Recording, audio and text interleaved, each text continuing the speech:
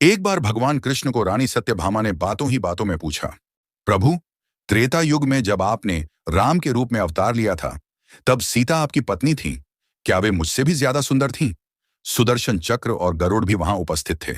भगवान कुछ कहते, इससे पहले ही सुदर्शन चक्र ने कहा, प्रभु, मैंने आपको बड़े बड़े युद्धों में विजय दिलवाई है। क्या संसार में मुझसे अधिक शक्तिशाली भी कोई है? इधर गरुड़ से भी नहीं रहा गया। वे बोले, प्रभु, क्या संसार में मुझसे अधिक तेज गति से कोई उड़ सकता है? भगवान तीनों की बात सुनकर मुस्कुरा दिए। वे समझ गए कि तीनों को अपने अपने गुणों का अभिमान हो गया है। इनके अभिमान को नष्ट करना आवश्यक है। उन्होंने गरुड़ से कहा, तुम हनुमान के पास जाओ और कहो कि भगवान राम माता सीता के साथ उनकी प्रतीक्षा कर रहे हैं। फिर उन्होंने सुदर्शन चक्र से कहा कि तुम महल के प्रवेश द्वार पर पहरा दो।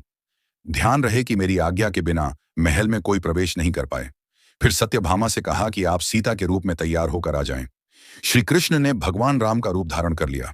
गरुड़ ने हनुमान के पास पहुंचकर कहा, भगवान राम माता सीता के साथ आपसे द्वारका में मिलना चाहते हैं। आप मेरे साथ चलिए, मैं आपको अपनी पीठ पर बैठाकर वहां शीघ्र ले जाऊंगा। हनुमान ने कहा, आप चलिए, मैं आता हूं। गरुड़ ने सोचा, ये बूढ़ा वानर पता नहीं कब तक पहुंचेगा, मैं तो द्वारका चलता हूं।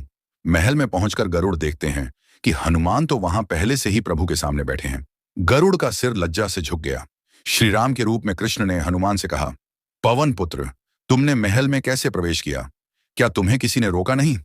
हनुमान ने अपने मुंह से सुदर्शन चक्र को निकालकर प्रभु के सामने रख दिया और कहा, प्रभु, आपसे मिलने से रोकने के लिए इस चक्र ने प्रयास किया था, इसलिए इसे मैंने अपने मुंह में रख लिया था और आपसे मिलने आ गया। मुझे क्षमा करें। इस तरह चक्र का अभिमान भी टूट गया।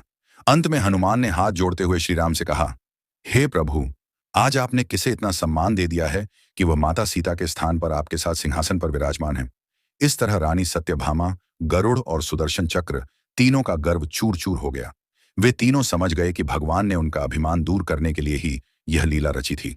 वे तीनों भगवान के चरणों में झुक गए।